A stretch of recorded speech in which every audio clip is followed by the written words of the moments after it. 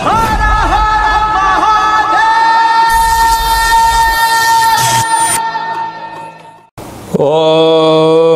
నమః శివాయ. ఓం నమో నారాయణాయ. ఓం శ్రీ స్వర్ణాకర్షణ కాల భైరవాయ నమో నమః. ఓం శ్రీ నరదృష్టి నివారణాయ నమో నమః. అతిక్రూర మహాకాయ కల్పాంతర దహనోపమ శ్రీ అష్టకాల భైరవ దేవతాభ్యో నమో నమః. హరి ఓం.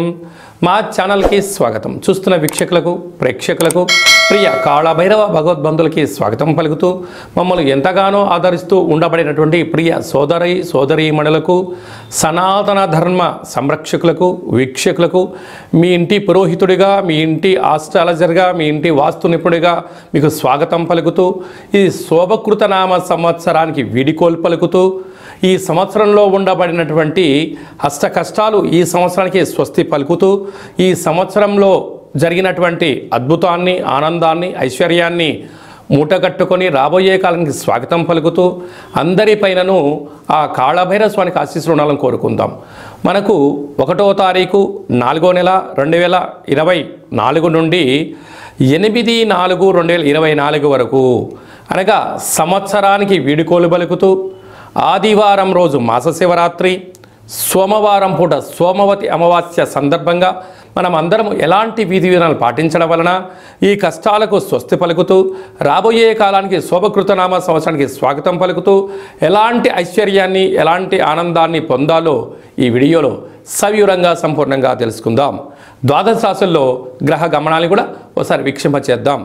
మేషరాశిలో బుధుడు మరియు గురు సంచార స్థితి, కన్యరాశిలో కేతు సంచార స్థితి, కుంభరాశిలో కుజుడు శుక్రుడు శని సంచార స్థితి, మీనరాశిలో రవి రాహుల సంచార స్థితితో గ్రహ గమనాలు ఈ విధంగా ఉన్నాయి. ధనుసు రాశి వారికి అర్ధాష్టమ రాహు కారణం చేత ఆ రోజు ఎరుపు రంగు పుష్పాలు, ఎరుపు రంగు దీపాలు, ఎరుపు రంగు వస్త్రాన్ని ఏర్పాటు చేసుకొని ఎరుపు రంగుతో కూడుకున్న పదార్థాలను ఏర్పాటు చేసుకొని స్వామివారికి, కులదేవతలకు, గ్రామ దేవతలకు పూజ చేసి ఈ చాకలి వారితో దిష్టి తీర్చుకొని వారికి వీటిని దానము చేయడం వలన శత్రు ప్రభావాలు, తంత్ర ప్రయోగాలు, ప్రభావాలతో బాధపడే అందరూ కూడా తొలగిపోయి ఐశ్వర్యం, ఆనందం మీ సొంతం అవుతుందని చెప్పి గమనించాలి.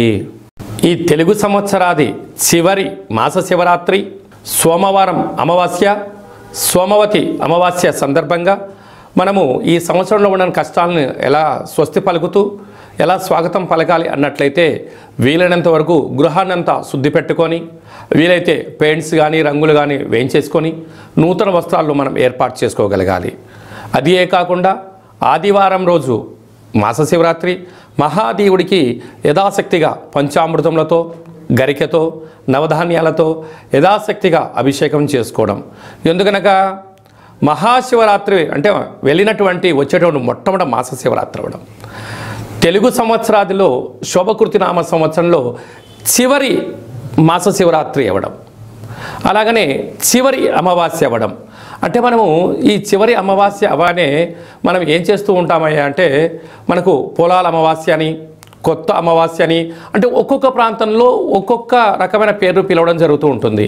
కనుక ఎవరి ఆశీస్సులు మనకు ఉండలేకపోయినా పితృదేవతల యొక్క ఆశీస్సులు మనకు శ్రీరామ రక్ష, గ్రామ దేవతల యొక్క రక్ష మనకు శ్రీరామ రక్షగా భావించగలగాలి. ఎందుకనగా ఒక ఇంటికో పెద్ద ఎలా ఉంటాడో ప్రతి గ్రామానికి గ్రామదేవత పెద్దమ్మ తల్లి ఉంటుంది. రాయలసీమ ప్రాంతంలోనేమో పోలేరమ్మని, ఎల్లమ్మని, పోచమ్మ అని చెప్పుకుంటూ ఉంటాం. అదే మనం ఆంధ్ర వైపు వచ్చామనుకోండి నూకాలమ్మని, పెద్ద పెద్ద కార్యక్రమాలు అమ్మవారికి జరుగుతూ ఉంటాయి. మనకు తెలంగాణ రాష్ట్రానికి వచ్చేటువంటి లోపల మైసమ్మని, నల్లపోచమ్మని, విశేషంగా బంగారు మైసమ్మ అని చెప్పి పెద్దమ్మ తల్లి అంటాడు. అంటే ప్రాంతం ఏదైనా భావము ఒక్కటే, అమ్మవారు సహస్రాది రూపాలలో ఉంటారు.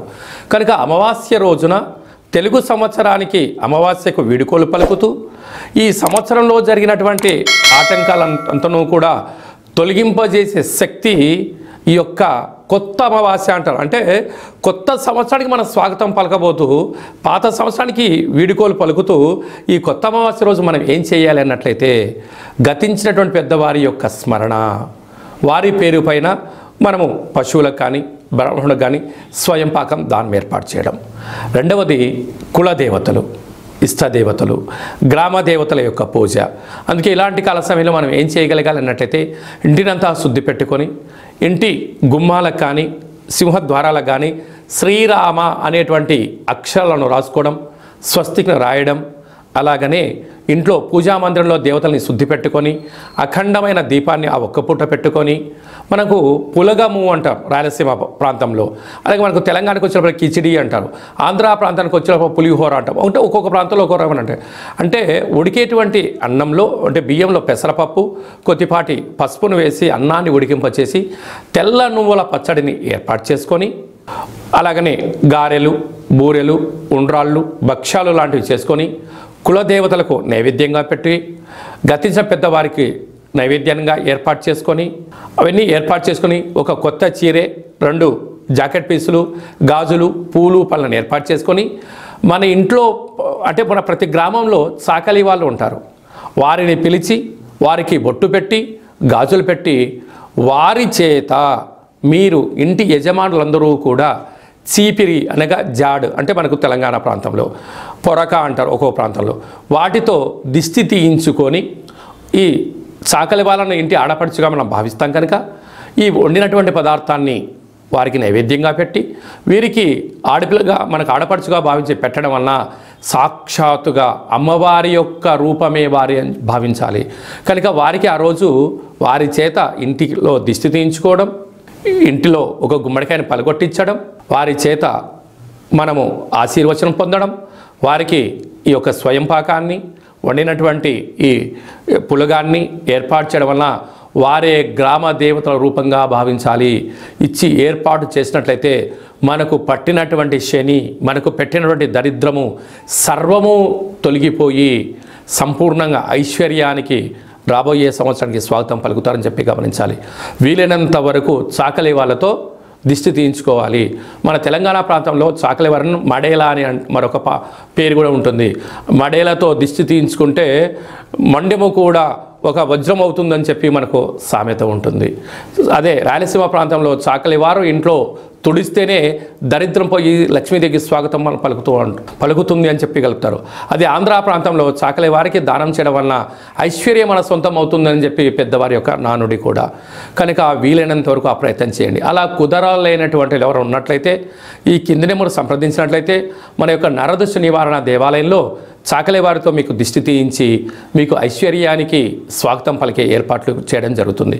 కనుక ఈ సంవత్సరానికి వీడుకోలు పలుకుతూ కొత్త అమావాస్య రోజున అమ్మవారిని స్మరిస్తూ గ్రామ దేవతల యొక్క ఆశీస్సులు పొందగలరు అనేది చిన్న విన్నపం.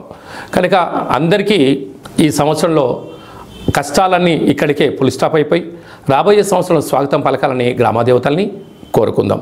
ఇంకను మనం విజయం సాధించగలగాలి అన్నట్లయితే ఈ యొక్క పాత్రను ఒకసారి మీరు గమనించినట్లయితే ఇది ఒక కంచు పాత్ర, కాళభైరవ స్వామి వారి యొక్క అక్షయ పాత్ర అంటారు. ఈ యొక్క పాత్రలో 12 రాసులను అచ్చు వేయడం జరుగుతుంది. ఈ పాత్రతో ఉపయోగాలు ఏమిటయ్యా అనగా కంచు మోగినట్టు కనకమ్ము మోగదు గదరా సుమతి అని చెప్పి సుమతి శతకంలో చెప్పినట్టుగా ఈ యొక్క పాత్రను మనం ఇంట్లో ఉంచుకోవడం వలన ఇలా ఒకసారి శబ్దం చేసినట్లయితే ఓంకారనాదం రావడం జరుగుతుంటుంది. ప్రణవం ఓంకారం అంటే మనం ఏ పని ప్రారంభించినా ఓం అనే శబ్దంతోనే ప్రారంభిస్తాం. ఈ యొక్క శబ్ద తరంగాలు ఇంట్లో ప్రసరించడం వలన అందులో ఈ కొత్త అమావాస్యకు స్వాగతం పలుకుతూ మనం చేయడం వలన ఇంట్లో ఉండబడినటువంటి జ్యేష్ఠాదేవి, దుష్టశక్తులు, తాంత్ర ప్రయోగాలు తొలగిపోయి ఐశ్వర్యం కలిగినటువంటి మహాలక్ష్మిదేవి అమ్మవారు మన ఇంట్లోకి స్వాగతం పలుకుతుంది. ఎలాగో ఒకసారి చూద్దాం.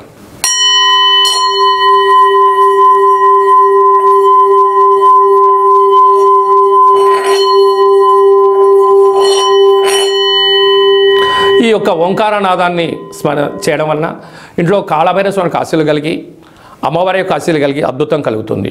ఈ ఆసక్తి గలవారు ఈ అక్షయ పాత్రను ఎవరైతే సొంతం చేసుకుంటారో వారందరికీ కష్టాలు తొలగిపోయి ఐశ్వర్యం, నరదృష్టి, శత్రు ప్రభావాలు, తాంత్రిక ప్రయోగాలు తొలగిపోయి వ్యాపార ఆకర్షణ, జనాకర్షణ, వివాహం కాని వారికి వివాహము, సంతానం లేని వారికి సంతానము, ధనం కావాలనుకున్న ధనము, విదేశాన్ని వెళ్ళాలి అనుకున్న వారు ఏదైతే కోరుకుంటారో అవన్నీ కాళభైరవుడు స్మరిస్తేనే ఇవ్వడం జరుగుతుంది. మీకు ఈ యొక్క అక్షయ పాత్రతో పాటు పిరమిడు, డాలరు, కంకణము మీకు ఏర్పాటు చేస్తూ పూజా కార్యక్రమాన్ని ప్రత్యక్ష ప్రసారంగా చూపించడం జరుగుతుంది.